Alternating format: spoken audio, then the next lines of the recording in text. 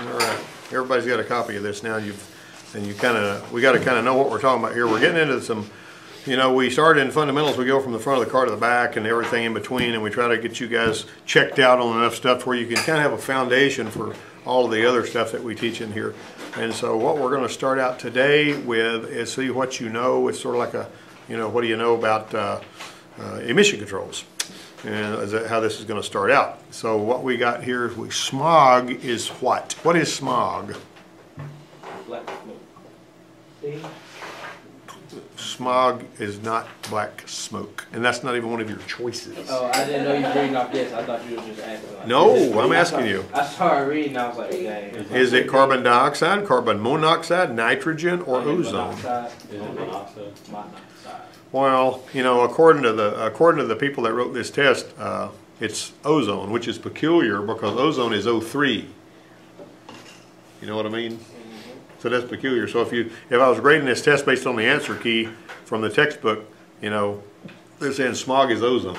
You remember how they were saying that refrigerant was going to eat up the ozone layer and burn up the world and all that kind of stuff, and they're always got some kind of alarmist stuff going on, oh, we're all going to die here, everything is hysterics, they're talking about that. So I don't really like that question, so we're going to jump to the next one. Which gas is controlled or reduced by the exhaust gas recirculation system? Hydrocarbon. Which gas is controlled or reduced by the exhaust gas recirculation, which is EGR? What is it? NOx. He knew. NOx, N-O-X, N-O-X. Now, why do they write it like N-O with a little X? Why do they do that? Why do they do it like this? No, I don't know why they do it. Because that X can be any number. N-O-2, N-O-3, N-O-4, N-O-5. Because it's liable to be. Because you got 78% nitrogen and 21% oxygen and trace elements in between. And so whenever you go up above 2,500 degrees in a combustion chamber, it can make oxygen, your nitrogen is what's expanding and actually pushing the piston down because of the chemical reaction of the bonding, the spark bonds the oxygen to the hydrocarbons. And if it gets hot enough, this right here, the nitrogen and the oxygen can actually bond to each other, and it winds up being NOx. And diesel engines were making that pretty bad. So they basically started putting EGR valves on diesel engines too for a long time. They didn't really have an EGR system to speak of. All right. What emission control system helps reduce the effect of engine blowback? PCV. PCV stands for, and we're not talking about the plastic pipe. We're talking about, that's PVC. That's polyvinyl chloride. So what's PCV stand for? Everybody, come on. You say PCV all the time, but you got to know what it stands for. Power control valve? No, that doesn't stand for no valve. Pressure control. No, pressure control. Positive crankcase ventilation. You knew this, man. What'd you do? Forget it? We got to burn it in. We don't want to forget things. If you forget things, it means, what you got to do is you got to be able to take lecithin so it'll have this choline where it'll help your synapses connect, and you got to have those neural pathways connected where they won't drift apart and have you forget what PCV is. Okay, secondary air injection system. As a matter of fact, AIR is what it's called. I think General Motors used to call it air injection reactor. Sounds really complicated, doesn't it? The secondary air injection system does what? A, includes an air pump. B, injects air to the exhaust to reduce emissions. C, includes valves and pipes. D, all of the above. Don't play dumb with me. Number 5 is D. Is it D? We skipped 4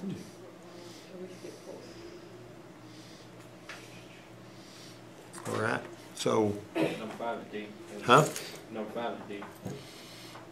It's going to be D. You knew it was D all the time, didn't you? Well, I knew it was A and B. Don't play dumb with me. It had to be D. All right. So how does it help reduce emissions by pumping air into the exhaust? It breaks apart the No, what you got is you got hydrocarbons, particularly when the engine's cold, was to start with. And that hydrocarbon, you got a rich mixture when it's cold. It don't matter if it's fuel injection or carburetor, you're going to have a rich mixture when it's cold. And so it's kind of like it's really hot and going into the exhaust, these hydrocarbons is rich, and so you add some oxygen to it and it bonds to those hydrocarbons and finishes turning them into something closer to carbon dioxide, right? That's before it gets to the catalytic converter. Now back in the day, the light-off converter needed to do its job without oxygen when the engine was warm, but the hydrocarbon and carbon monoxide part, which is in the back, it needs oxygen to do its work. Right, and so basically they would feed it into the catalytic converter. In between, you got a front brick and a rear brick in the old time catalyst, and then they'd have an air pipe going right into there. You may even seen that. You know, the exhaust is going through here, and so it pumps air in here so that it can go into the back part of the brick and help it add a molecule of oxygen to or actually add 2 to HC and add 1 to CO. So everything comes out as CO2. You got that? And that's basically what that air injection reactor does. Now, it's not exactly the same on every car, but a lot of them have electric air pumps on them now that pump that air where it needs to help the emission system work right. And some of the Volkswagens used to have codes that were generated by the air pump giving trouble because it was mounted down there where water could get to it and all that. Now, about what temperature does oxygen combine with nitrogen in the air to form NOx? You remember? I just said it a minute ago. Huh? C, 2,500 degrees. Which type hybrid uses 36 to 42 volts? Which type hybrid uses? Is it full? Full? Or B? You know? Full hybrid? Are you serious? It's actually a mild hybrid. You're not getting 36 to 42 volts out of there. All right. We skipped 4. Huh? We skipped 4. Yep. Did I skip 4? Mm-hmm. Yeah. The catalytic converter helps reduce NOx emissions, helps reduce HCCO and H2O, is located in the exhaust system. That's all the above. You know that one. All right. Which type of hybrid is capable of propelling the vehicle using just an electric motor, just the electric motor? Strong full hybrid, right? Got that? And it's remember that electric motor in these hybrid transaxles is alternating current. So you got a direct current coming out of the battery going through an inverter, and the inverter turns it into AC current. There's 3 windings going to that motor, and it basically is a 3-phase AC motor that you're working with there. And the gasoline engine of a hybrid electric stops running when the vehicle stops at a traffic light. Technician A says it's normal for most hybrid vehicles. Technician B says they're at fault with the engine. Who's right about that? A is right. It's normally right. You guys ever drive any hybrids? You know that. Which type of hybrid electric design costs the least, as far as you know how much it costs to build it? That'd be the mild hybrid, right? That's that one there. Okay. How can a hybrid electric vehicle be identified? By emblems on the front, side, or rear, by orange electrical cables under the hood.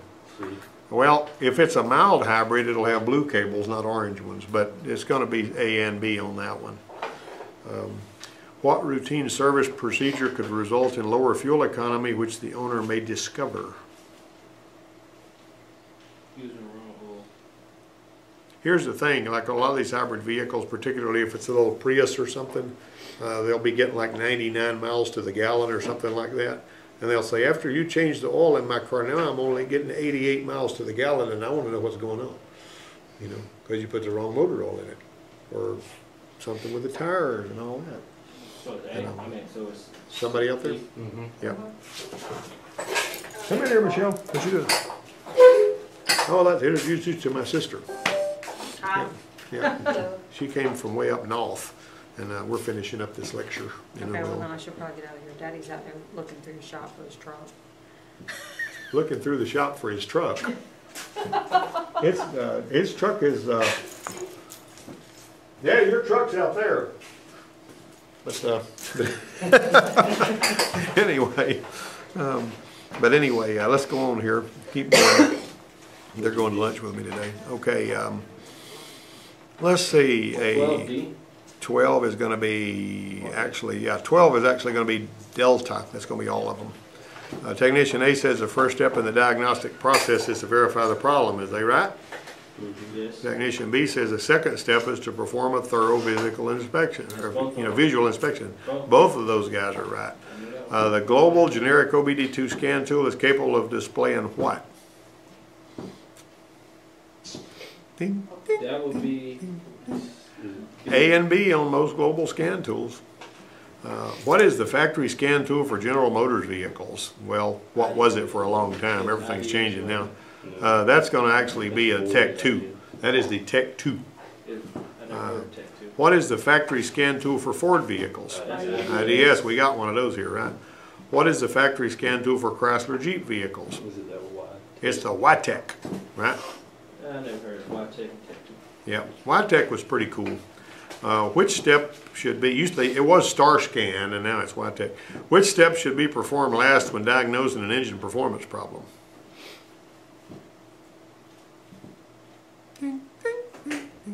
So I need a lifeline? Is it B? Verify the repair. Make sure the dadgum thing's fixed. Don't let it run out of coolant and blow your head gasket.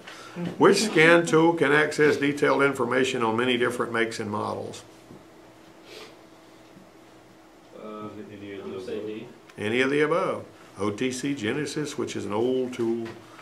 They got a different name for that one now. Snap-on, Auto Ingenuity, which is cool. Technician A says the vehicle may have stored DTCs even if the mill is not illuminated. Technician B says all DTCs will illuminate the mill. A. Which technician is correct? A. A is correct. All right, that works. Boom. Is everybody happy? Everybody. All right, there you go. And you can turn in your test.